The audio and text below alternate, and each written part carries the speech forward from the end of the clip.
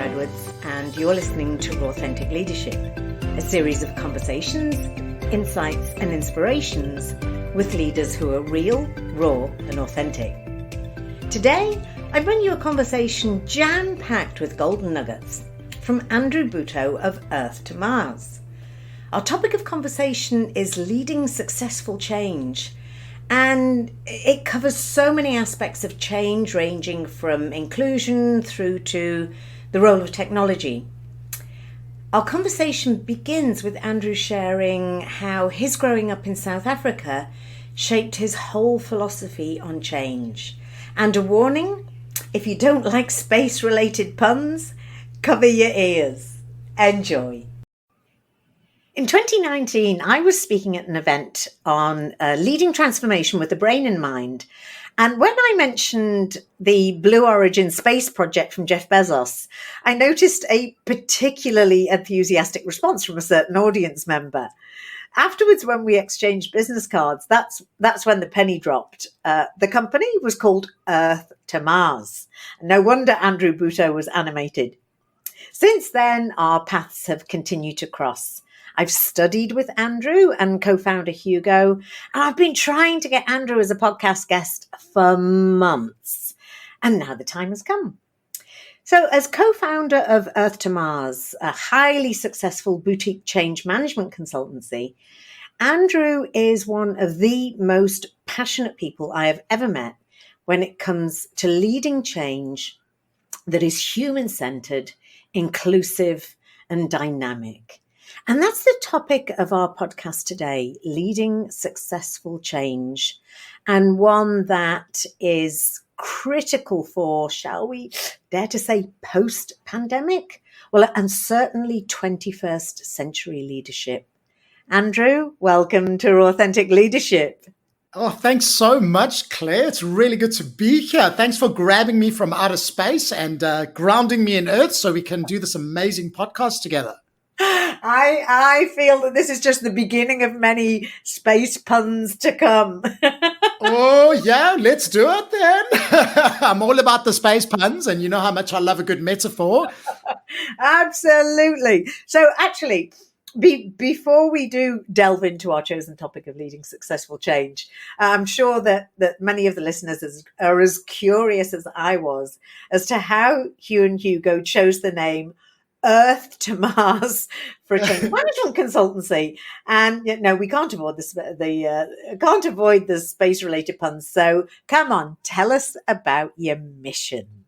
Oh, I love it. Well, I loved connecting with you initially when you taught me how everybody's changing into this new age of hyperconnection, and Earth2Mars. I feel like we needed a name that really encapsulated what good change leadership is about in this new day and age.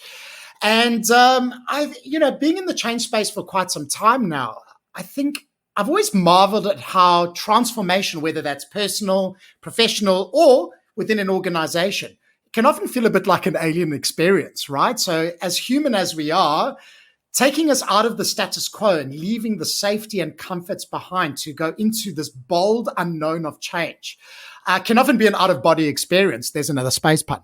So we sort of figured out that, what's really important in successful change for us is having that big, hairy mission, as big as Elon Musk, for example. And one of my many mentors, he said to me that the bigger your vision, the easier it is to execute. And we thought, well, what's a mission out there that is so big, but is getting such good rallying and support?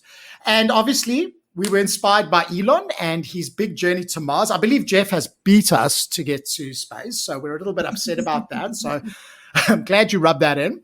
But it's a really unifying mission, and having clarity around a vision for change is just as important as your ability to lead and execute that change. Yeah. So that's the Mars part. But then what we thought is, in this time of hyperconnection, technology, digital engagement, really what makes us stand out as leaders like yourself in the change and human space is bringing the best of humanity. And even the likes of Elon Musk, a great leader like that, is really focusing on building teams that are more human, as opposed to having your traditional old school, highly qualified person. In fact, he builds teams that go to space around the best of what humanity has to offer. And that's the Earth part. And I guess space becomes a little bit of a symbol is, we need to accept and embrace where we are today and also the people around us on Earth. We need to have this amazing vision to take us forward. And really what Earth2Mars does is bridges the gap between Earth and Mars by supporting people through that discomfort and ambiguity of space. So Earth represents the humanity.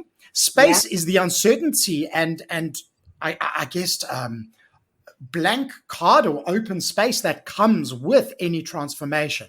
And Mars is having a big, hairy, amazing, and inspiring goal to do that. And that's literally what we do is we get people from their current state into the future state and help them navigate through the space of change to get maximum results. Okay. So let me ask you a question around a lot of the organizations that you work with. What percentage of them would you say before you engage with them, or when you engage with them at the earliest point in time, what percentage of them already have that super clear vision? Or is that a lot of what you do when you go into an organization is to help them to form that vision so that they know that they need to change? Maybe they're really good on the sort of practicality and the logistics. I'm just really curious as to what percentage bring you in and they're super clear on their vision already? It's a very good question. And often there are a lot of companies out there that are super clear on the outcomes they want or the problems they're trying to fix. But we help companies take that a little bit further and really create the narrative around that story, really link it into real and meaningful ways of going through and change, as opposed to having purely commercial objectives or KPIs. And what we're finding is percentage-wise, I mean, it's a really good question. I'd probably have to go back and get Hugo to do the maths on that. He's across all that detail. But whilst there's a lot of visions, the question is, well, how meaningful is that to your people and to your customers more specifically? And often that's the space we help clients bridge as well, or at least ask them questions. So they're not just thinking about change purely as financial or technological or purely around a culture. And we help them link it so that it is a full body experience going through that change. Yeah. And I think that's certainly what stood out for me. And in my conversations with you, in my study with you, is this absolute passion around human-centered change, about putting people at the center of everything, and your passion and your focus on inclusion. And I'm curious as to dig a little deeper as to what were the drivers for that? What in your own experience of your life has led you to be so passionate about that human-centered change? Oh, wow, I've got goosebumps as you ask me that question, because it's one very, very close to my heart. For the very keen listeners, I'm sure people have detected a bit of an accent, and that's because I actually grew up in South Africa, and I spent the first 30 years of my life living, working, playing, doing all the things as a South African. And obviously that's where inclusion and diversity became a very, very key topic, not just for the workforce, not just for the big rainbow nation that South Africa has become, but also for me personally, as I found myself and my place in this big, bold world with so much diversity. And I really got passionate about it. But what I did find is when I got into business, a lot of the traditional approaches to consulting and change were very much centered around filling out a spreadsheet or pulling out a cookie cutter and putting a nice PowerPoint together and telling people the benefits of change and why to change. And very little was being done in this space around, well, how do we include people in that conversation? How do we truly create rich discussion and dialogue, good buy-in, lots of different ideas, and work with people in the change to take them through that space jump into their future change. So I got very passionate about it, and I started getting fed up of these very hierarchical top down leadership styles. And especially when I heard you present and I met you, the penny dropped for me as well when I realized, wow, we really are in a different age for leadership, where it's no longer about title of the information age or how much knowledge you have as an organization like we did in the information age, but very much about how we facilitate ideation with one of our core strengths, which are our people. And as we see more robotics, artificial intelligence, whether that's soft bots, hard bots, and obviously automation's a big one at a lot of our clients, the true differentiator in this day and age is human centricity and bringing that creativity to the table. So we're really passionate and in our experience with clients that successfully roll out change have included people not at the end, but throughout the entire journey of ideating change, rolling out change, and even measuring those benefits of change. So that's the passion that we bring to the table and is very important, not just for us, but for leaders really wanting to lead change in this brave new world. And just listening to that, Andrew, I mean, here comes another pun. It's not rocket science.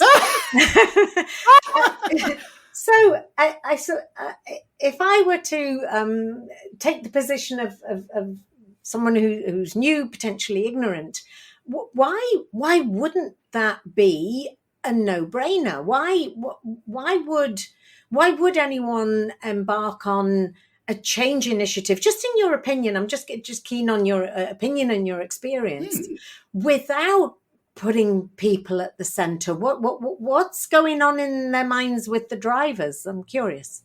I think we're going through not just a big change locally in Australia, but also globally in the world when it comes to leading. And you and I have many conversations about this. And even on our course, we refer to the work of Jeremy Haymans, where he speaks about this huge paradigm shift that leaders currently are embarking. We've got these old powers and structures of the old world that were very much about, like we said, hierarchy, hoarding information. Yet, I think one of the biggest drivers, which is an enabler and an inhibitor, depending on your perception of technology, is very much the democratization of tech. Yeah. And it's become more cheap, affordable, pervasive, and we're able to share knowledge, information, opinions a lot easier than we were before the days of social media. So it brings up a huge challenge for those who are comfortable with new power models that are transparent, that are creative, that are co-creative in a sense, where you create rich discussions, have a community that works together to do something, then it's not rocket science. And I think a lot of us who've come from a newer generation of leadership, it's the nature of how we socialize. It's the nature of how we play. And it's also the nature now of how we invest quite transparently and collectively.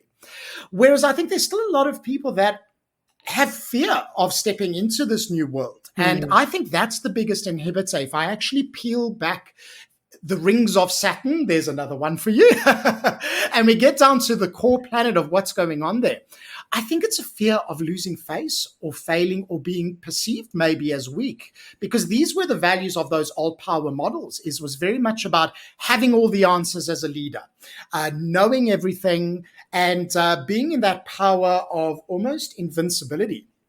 Whereas now what is really influencing people is that vulnerability, is that human side. And I'm not saying that the numbers are important or that business operational metrics aren't. They are, but I think we're starting to realize that they operate not in a silo, but in conjunction with other measures like your staff, like your customers, like the well-being of the community in which your business operates. So one, I think the biggest inhibitor is actually fear, which for me just stands for false evidence appearing real. Yeah. And a really good story I have around that is I was at the Singularity University a year or two ago. There were a lot of leaders playing with a lot of this new power technology like virtual reality. And what was interesting is at that virtual reality center where they were demonstrating it to executives, they had almost like these little cubicles. Like, when you go to a shopping mall and you try on clothes and you close up the little cubicle so you can try on your clothes and there's a mirror. And they had that at a virtual reality stand. And when I asked them, well, what is that for? What's the issue? They said because the buyers and the influencers of, big technology change really don't like being exposed by putting on virtual reality, by actually doing this and having other people look at them and losing face. So what I'm starting to realize, I think the biggest inhibitor is this fear of losing face and stepping into this new world. Yeah. And the leaders that are getting this right, we're seeing are 100% committed to not just the change and the mission and the vision, but very much the people. Because people now are getting information from outside organizations, inside organizations. They're talking directly to your customers and vice versa. Yeah. So we really need to include people in that equation. And I guess too, the other ones are the leaders that are truly stepping into the space of vulnerability, where they don't feel this false need of having to have all the answers. Yeah. We are in complicated times. I think everyone who's listening now can agree to that, especially coming from a BC before COVID world into this post-pandemic normalization that we're going through. So business is complex, but so are our global interactions and how we connect. So very important for us to step into this new power of vulnerability and being okay with not being okay and not having all the answers. And that's really where we like to help and empower leaders. Wow. Okay. So I've just got so many questions coming up from what you've just said there. There's one that I'll park for a second around adaptability in this post-pandemic world. But I'm really curious because I know from working with you how much you embrace tech and how you've, for want of a better word, I know nobody likes the word pivot, but the way that you pivoted and you're delivering everything online, but you really do embrace all that emerging technology has to offer. So I suppose my question is around finding that balance and marrying that. There's a perception of tech replacing people, but when it comes to leading successful change, what are your success stories around embracing tech and keeping people engaged? It's been incredible. And I think there's a lot of different perceptions, but I think this is one of the most exciting times to actually be alive, but also be involved in change, whether you're a leader, you're a change professional, whether you're a learning and development person, project manager, whatever your role might be. I think technology has given us not just a sense of connection, but a sense of transparency of what's really going on in people's minds. And I think we need to dispel a lot of these fears around tech as replacing, because technology has always enhanced things. Yes, it has changed jobs. It's changed the nature of the way we've worked. It's changed a lot of things, but ultimately it's also empowered us to be more creative, to come up with better ideas and to do work and meaningful things we could never do before. I mean, I look at how we handled the pandemic as an entire species and not just locally. Yeah. And it's amazing how technology enabled this and how leaders use technology, but also real narratives in partnership with technology to drive incredible changes and well-being for our species as a whole. So success stories for me, I mean, there's so many to talk through. But for us personally, I think the biggest success has been with our own company, actually, because we've always been a company that's wanted to work in the remote isolation of space one day. So we've embraced technology, as a new school company from a very young age. But the tech has always been there, funny enough. And I think the pandemic's allowed us to play more and expose it more, but it's been there. I mean, when we run global change programs or transformation programs, we've had to work in this new space of, hybrid, but also virtually. And what we've done is made sure we embrace the tech, but not think that the tech replaces the people aspect. And, if we look at the social market right now, I mean, one of the biggest digital engagements is actually Fortnite in the gaming world. And, we all look at Facebook now coming in with the metaverse. And we think, wow, what is this whole sort of world where we're going into digitally? But the reality is Facebook's only number 3, 4, or 5. And the biggest one's actually Fortnite, where they can have a concert. I think I just saw an advert for a Justin Bieber concert in the Fortnite world. And I think already 1 million tickets have been sold. So it's a real opportunity to engage in new and exciting ways and to work with people in different countries, get different perspectives. But more importantly, what I love about tech, what it's done for our company is, one, it's allowed us to create a global team. Number Yeah. two, it's allowed us to work with global clients and really find the right people for the right job. And number three, it's taken away all the boring, mundane, and repetitive tasks of what we used to do in change.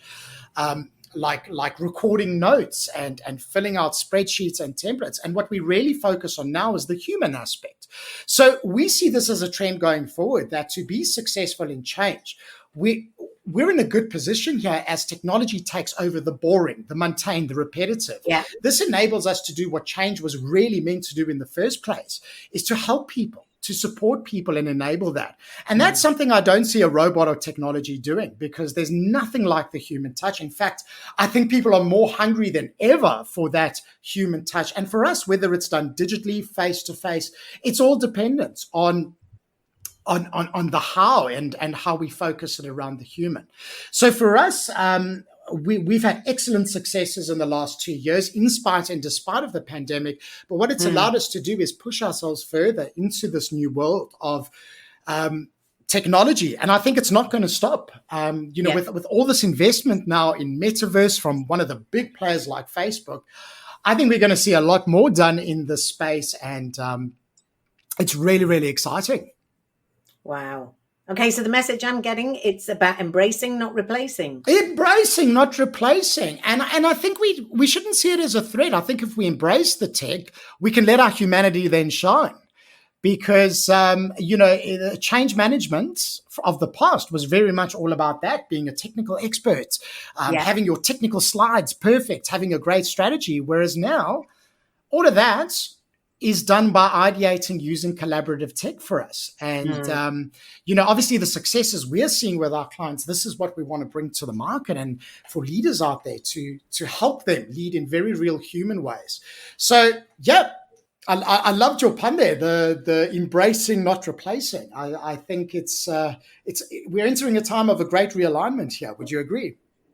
It is. It's hugely exciting. And actually at the same time, which is a bit of a contrasting question, I'm curious as to what your experience is, because when we talk about the past 2 years, past 20 months or what have you, we're acutely aware that as humans, we've demonstrated this adaptability to change. I mean, we've adapted hugely to change. And I'm curious about, when we're coming towards the end of the year, so it's November as we're having this conversation, that I'm seeing signs of change weariness in people, of sort of, they were productive because they needed to be, they were running on adrenaline, it was crisis oriented. As people who are leading successful change, your role and your client's role, you've got to keep people motivated, engaged, productive and energetic in the whole change process. What are you seeing or experiencing, or what have you learned from these past 20 months, Andrew, within that context? Thank you for the question. It's so insightful. And I agree with you. I think the last 2 years have almost been like the best case study for real change in this new age. And, whereas the past models of change were all theoretical and traditional and hypothetical, I think now we have something as a species to actually look back on and reflect on how we actually go through change. And one of the key lessons for me is, yes, I agree with you. People are quick to adapt to change, but it's only if there's enough meaning and impetus to do so. And I think this is where a lot of executives get this right, but a lot of executives get it wrong, where they assume just because I tell you to change, you will change. And we saw this in Australia quite prominently is, we had our federal government release all these clever plans to get our vaccination rolling out and get us through this pandemic. And we saw an equal and opposite reaction from people in states. In South Africa, we call it toy-toying, but it's protesting in Australia. Yeah, toy-toying is where you dance and shout and resist. And I think it's so wonderful to call out that resistance. So for me, the key is, yes, we are brilliant at change when given enough meaning around the change. So when they reframe those stories into health, safety of your loved ones, doing the right thing, and we created a good impetus to do it, people moved very, very quickly. Something we've learned to embrace, and I think which is going to become very prevalent from now onwards, is we've learned to embrace that resistance. Because I think previously, before this pandemic, we would see resistance as probably failure of the change or something to be avoided. And a lot of traditional models looked at it that way. So I think the way we used to measure change has changed significantly from, minimizing resistance to now creating more meaning, engagement, and impotence to achieve those results. So I just think as change receivers, we've become a little bit more intelligent. And as I couldn't agree more with you. And I remember I specifically asked that question when I was on your change diagnostics course around resistance. And we both had exactly the same answer, that let's welcome it, let's embrace it, because you can't meet resistance with resistance. Well, exactly. So for me, I love that you've said that. We can't meet resistance with resistance. So for us, resistance is not a negative thing. It's feedback. And we like to look at it as an invitation to have a meaningful conversation. Yeah. If people are resisting, they feel safe enough to tell you. And I do think we as change receivers are a lot more savvy. We can connect without our organization. We can talk to friends who are working in different places, different countries. So I think the issue is we've done a lot of change before the pandemic for the sake of change. And I'm really happy that we're thinking about change a bit more critically. And we're looking at it as, well, we can't just change for the sake of changing and do lots of it. Let's be very critical. And it's putting a lot of pressure on leaders and executives that we are working with to fully think through the change, think about the systemic impact as well as the ecology and how that lands, not just with their people, but with the outside community, because social media and the transparency of modern communications is holding us all to account. Yeah. So it's about embracing that uncertainty, being vulnerable enough not to feel like you need all those answers, and including people in that process is becoming so key, because they are much more savvier consumer of change than they were before this pandemic. That's such a good point. And coming back to what you were saying about meaning and impetus. So I remember what changed. So for those listening outside of Australia, the Premier of New South Wales, every day she'd come and she'd report in a rote fashion exactly the same thing every day. How many cases, how many people had passed, blah, blah, blah, blah, blah. And it was just having absolutely no impact whatsoever. And then, someone, the equivalent to an Andrew must have consulted with her. and when they changed and they started to bring on people who were working in ICU, they were bringing in ambulance workers. And then you could see our vaccination rates increasing. And I'm not being political. I don't have an opinion on vaccination per se, but it was about when she started to bring, well, what actually does it mean to people?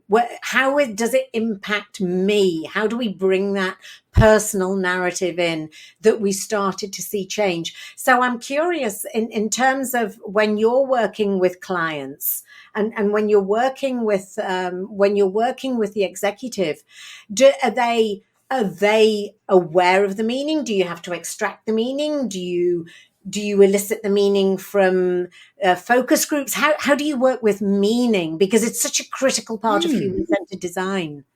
I think it's important. So the executives that we work with, I think the ones that are acutely aware of the silo of thinking, whilst executives are great, it's really important to have that view. I think really meaning is contextual. So, if we only focus on the meaning from a board perspective, we're really going to be designing a change and leading a change around the shareholders. Yet if we really want to inspire people, and your example of what happened in New South Wales is a perfect one. What they did is they went into all the different communities within Sydney. And they really understood and spoke to the leaders and the informal influencers in those communities first to understand, one, what the resistance was about, but two, what was meaningful to them. And in doing that, they were able to propose something better. And I think the same thing goes for leaders who want to lead change in this new age. It's really about seeing resistance as engagement and not something to avoid or consider a failure, but to actually as an invitation to have real talk. We've got an incredible vision partner in America, and she talks about this concept called real talk. And I think that's what people are craving is we need to actually have real conversations around what that meaning is and not assume that everyone's motivated by money and profits, or everyone's motivated because I'm the executive and I say so, or everyone's motivated because this technology is so sexy and exciting. When we have real talk, we understand the towards and away motivators of people, and then we're better able to align. So we help organizations extract this, not just from the executive, but also have those real conversations, which is often difficult to do if you are in a position of leader. And this is where the independence of having a good independent change support to help you alongside really becomes a good thing, because people often are a lot more comfortable having real talk with someone independent.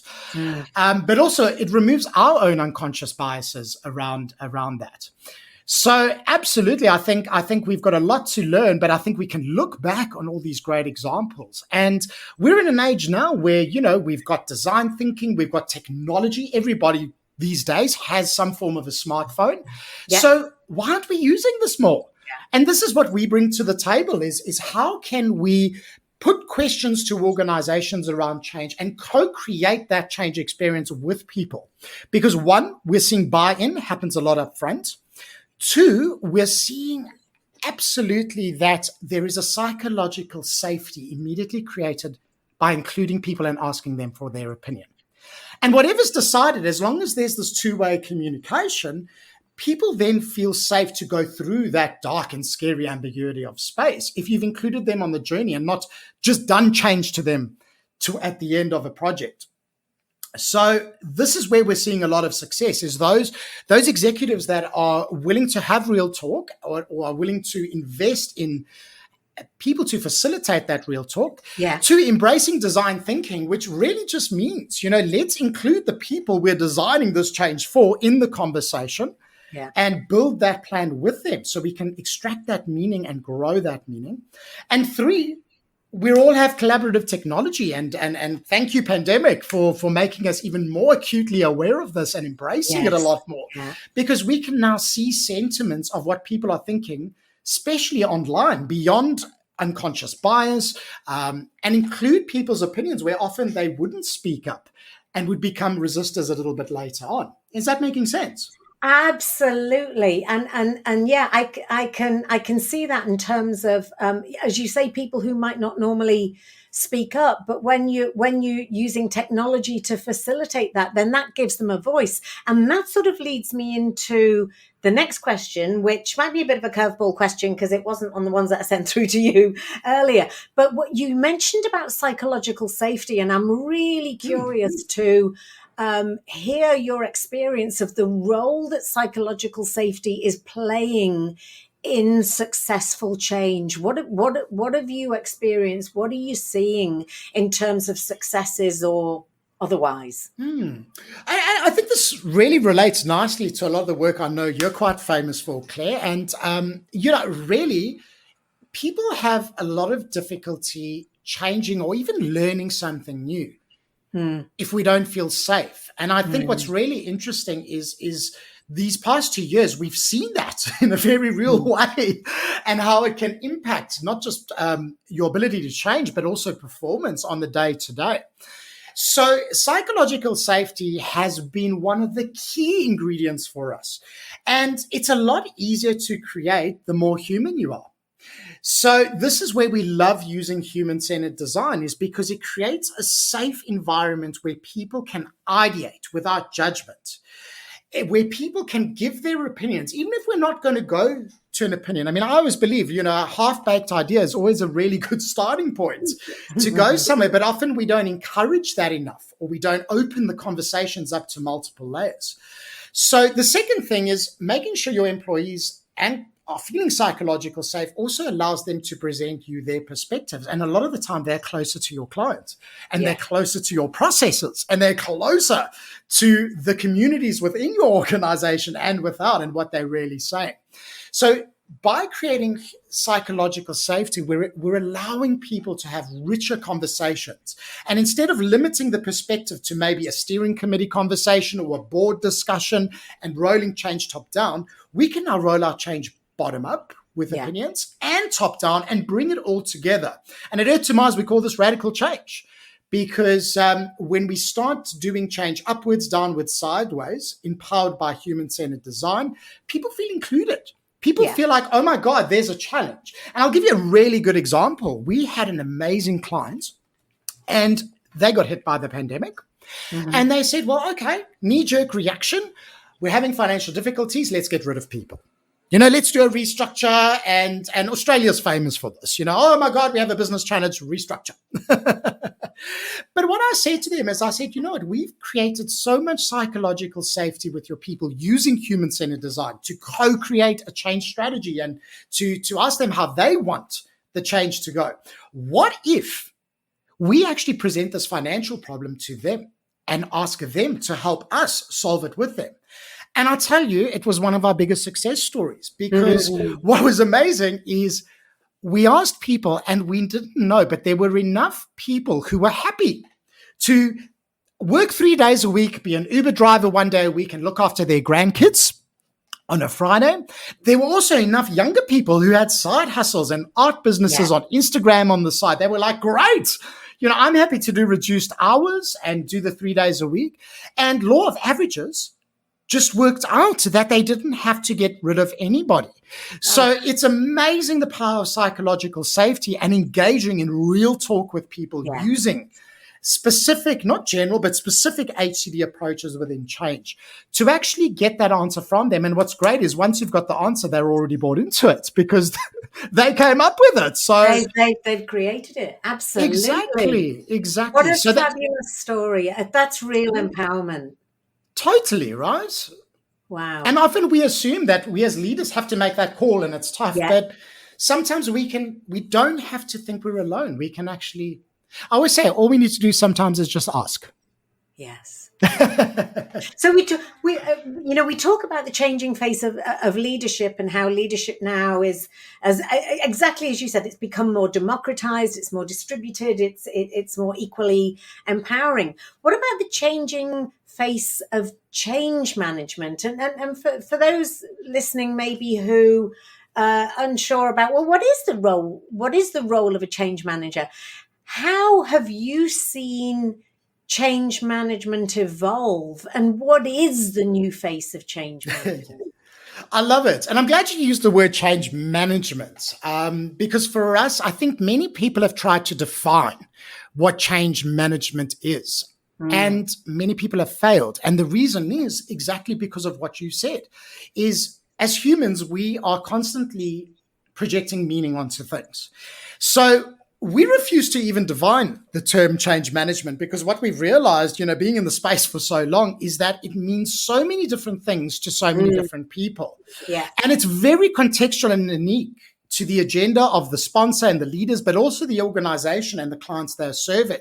So we've elevated the discussion more into change leadership, which is less of a specialist role, but more of how the different parts of leadership come together, whether that's governance, whether that's engagement, whether that's learning, whether that's communication, and all the different roles that are being played in it. Is we call that change leadership, is how it all comes together. Whereas for us, the management was very much about, the tools, the implementation.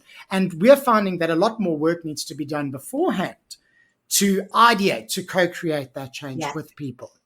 So for us, it depends who you're talking to. So we let go of definitions, and we're more interested in what change means for the clients we work with.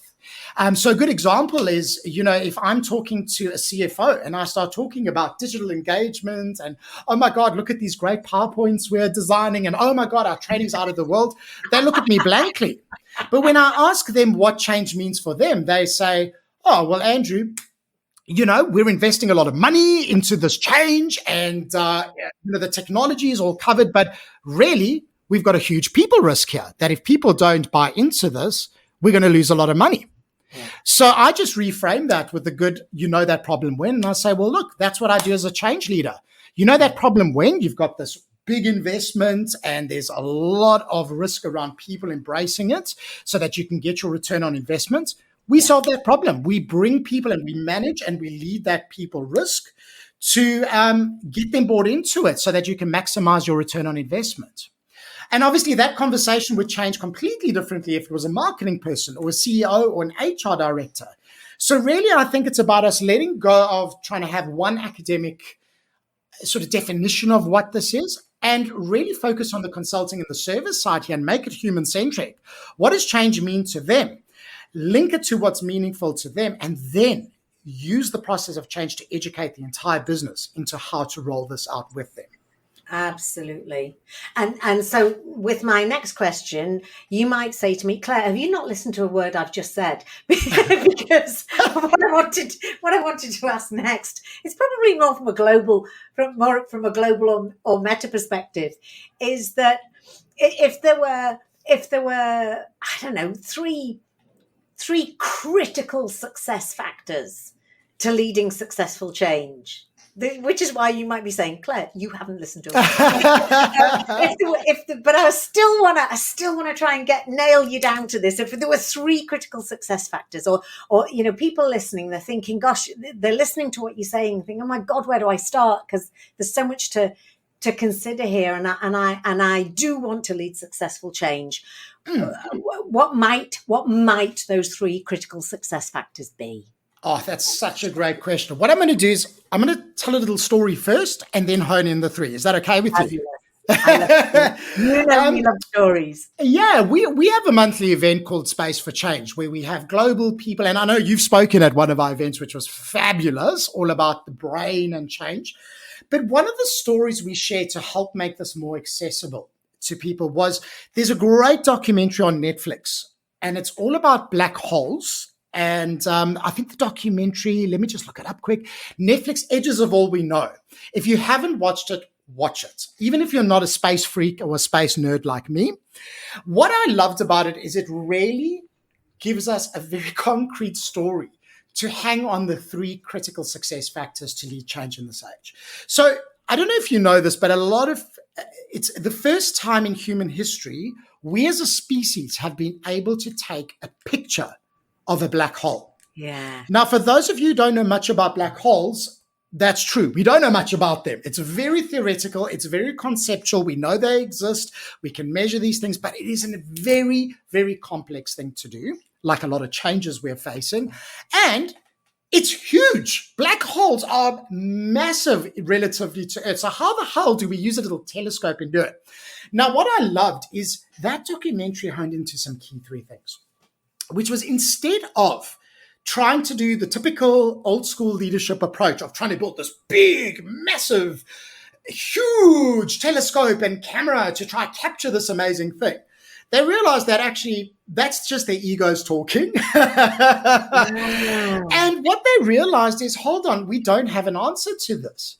But what if, and this is the vulnerability part, what if it's okay for us not to have the answers and for us to engage our global community of people that are passionate about space and are passionate and have technology and telescopes at their own homes to go and view the moon. Now, we're talking about that type of community.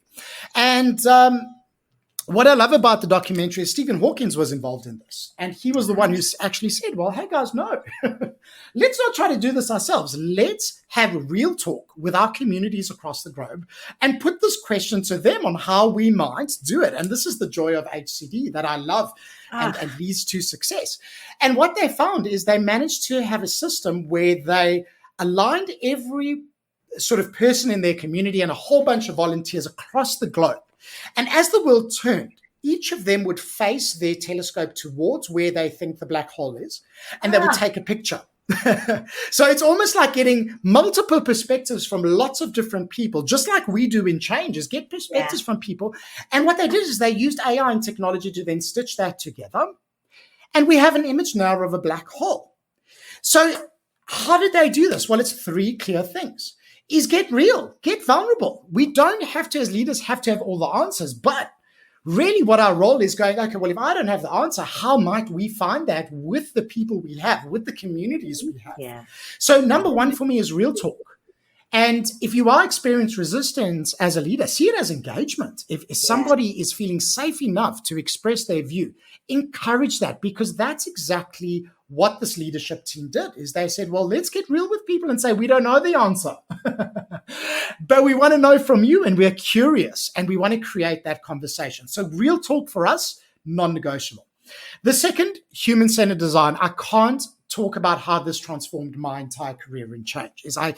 I went from feeling like I needed to create tools and templates and have all the right answers to ideating with companies and helping them facilitate change. Whereas better ideas that I could have come up with myself or steering committees could have come and start emerging. Yeah. So design thinking is exactly what they use to take a picture of this thing. Is like, how can we include our communities in this and find that answer? And the third is collaborative technology. I think businesses, and you don't have to go all the way, but we can utilize even technology as simple as Microsoft, that's so pervasive in our organizations, to collaborate, to ask, to survey, to create conversations, to measure sentiments. Because what we're really seeing is those sentiments and buying to change are the real drivers for on-the-job change and on-the-job performance, which changes your sales, your costs, your operational objectives at a higher level. So those would be my three: is number one, real talk, get vulnerable, work with people and get support to have those conversations. Two, design thinking. This is the way we do change, and we will continue to do change. And three, embrace collaborative technology, because it's at our disposals as a human species. And if we use it with purpose and with meaning, we can drive incredible change going forward. Oh, fabulous. And that element of curiosity as well, you know, that with the real talk. And it's all of the factors. And, you know, we know that change initiatives have been, a lot of change initiatives have been falling over for many, many years. But then, you know, bringing in that human-centered design, that's what's going to impact hugely your success rates. And I could talk forever on this, but look, what I'll do, sort of bringing it all together. I just, before we do, because I've experienced, as I said earlier, I did your change diagnostics course. So not only are you working directly with clients in the change space, you're also helping to what's the word I'm looking for? Imprint isn't the word, but you're bringing your methodology and your philosophy and your energy and your spirit into other people working in the change space. Can you just share a little bit with us about that side of what you do in helping to the ripple effect? The ripple effect, I like that. The ripple effect in space-time, right? Yeah. Really good question. Well, for us, we needed to get the results first. And what was interesting is you touched on how there is this perception that change projects fail. And, you know, we've been working in this market for really a long time now. And we've seen that perception and we got really tired of it. But what we started seeing is that, you know, in traditional clients, the way we used to roll out change, it would often take 3 to 6 months to really get an organization aligned around a change. But when we started using human-centered design specifically in our change methodology and philosophy as well, we started seeing that turn around very quickly. Yeah. And what used to take us 3 to 6 months on a big client now takes us, sometimes 2 to 4 weeks maximum to get an entire organization aligned around it. Now, couple that with collaborative technology, it goes even faster. Now we're able to come in a client, get enough engagement and buy-in around a strategy within anything like 48 hours to 2 weeks, because technology certainly speeds it up, but also shows the reality quicker. So we started seeing massive success across our clients, and our clients started asking about, well, how do you do this? What's different? We've never seen change like this. So we've wrapped it up into our courses. We certify change managers in, firstly, foundational human-centered design specific to change so that you can facilitate change inclusively and diversely and dynamically. We also certify people in advanced digital change engagement as well. So how do you use a plethora of tools if you're in a hybrid office or you are working remotely, like us one day on Mars? We give people that safe place. And I think the real differentiator for us is whilst we might touch on theory and concepts, the real focus is creating a safe space for people to really experience it for themselves and see those results themselves so they can take it to an organization. So we run public courses where we certify individuals who are interested, and we've seen project managers, change managers, BAs, anyone involved in transformation, but we're starting to see a lot more leaders join, because they're starting to realize their role and impact in the change. So leaders who are really serious at any level, who are really serious about growth, we do run public programs. And of course, we do this in-house because we often have internal change teams going, or internal project teams going, hey, how do you do that cool stuff? Show us. And we love to build that capability within organizations. And by doing this, we're really hoping to bring in this new power way of doing change inclusively and create that ripple effect across the globe through these programs. And I love that generosity of spirit, and that, that absolute knowledge sharing. The more we can get this out to more people, the better. And, I, for 1 minute, don't doubt that at some point in time, when both of you are still at working age, that you will have some sort of office on Mars. I'm just thinking about the NBN, that it might need to be upgraded a little bit. That's okay. Where will you be, Claire? Will you be on Venus? We'll make sure we got a good connection so we can keep doing these great podcasts. I'll probably be on Pluto. Lovely. Oh, Andrew, it's an absolute joy to be in conversation with you. There's so many golden nuggets that we can glean from this conversation. A quick question. I think I know the answer, but anybody can join Space for Change group? I can put the details. Absolutely. So best way to connect with us is you can add myself or Hugo on LinkedIn, have a conversation, reach out directly. Our website is earth2mars.com.au. And we have a very cool LinkedIn group. I know LinkedIn groups haven't had a good reputation and marketing, but we really have a great collaboration and engagement in our group, and it's growing and it's global. So anyone can join us. All you have to do is search for Space for Change, and you'll see our little Earth to Mars. And if it looks all spacey, you're at the right place. Request an invite, and we then hold monthly gatherings where our audience and our community votes for topics that are relevant to them in leading change.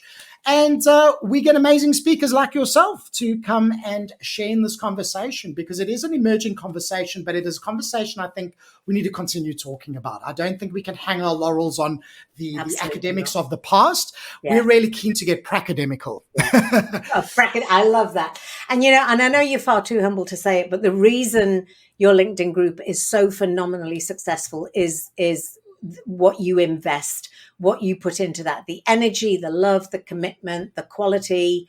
That's why it's a thriving tribe. Well, thank you for saying that, because I do. I said, I mean it. Yeah, and I'm glad you mean it, because, I share your enthusiasm, and I think that's why you and I connect so much is because of our passion and our consistency and all of that. But it really is. I meant what I said earlier. I think it's such an exciting time for people like you and I to be alive right now. So much is changing, and change is at the forefront of this. And really, the things you mentioned, like I always believe if someone gives me feedback, it's always a reflection of them. You are equally passionate and enthusiastic. But really, what if this is the key skill going into this post-pandemic world, as technology, as robotics, as AI start becoming more and more pervasive in our lives? Yeah. Really, it's the human skills we need to go back to and polish up. And I know we're not saying it's rocket science, but we need to relearn these skills and get back to them. And it's about how we facilitate with energy. And really, it's about consistently. If we do that consistently, we're going to do amazing things, because, we think everyone deserves a place in this new bright world. And I think leaders really have an amazing opportunity to make history right now and do the right thing and bring their hearts into what they do alongside with their minds and their instincts. And you're creating a space for that place. So I'll just finish maybe on one last pun. Andrew, thank you so much. And to infinity and beyond. One of my favorites. Well, Claire, I love chatting to you and looking forward to our next face-to-face catch-up, which I'm excited about. And I hope you and your listeners have an interstellar day and an intergalactic end to 2021. I can't beat that. Go away. Oh, bye, Andrew. All right, bye. Great chatting. Thanks for listening, and we hope that this conversation provided some food for thought.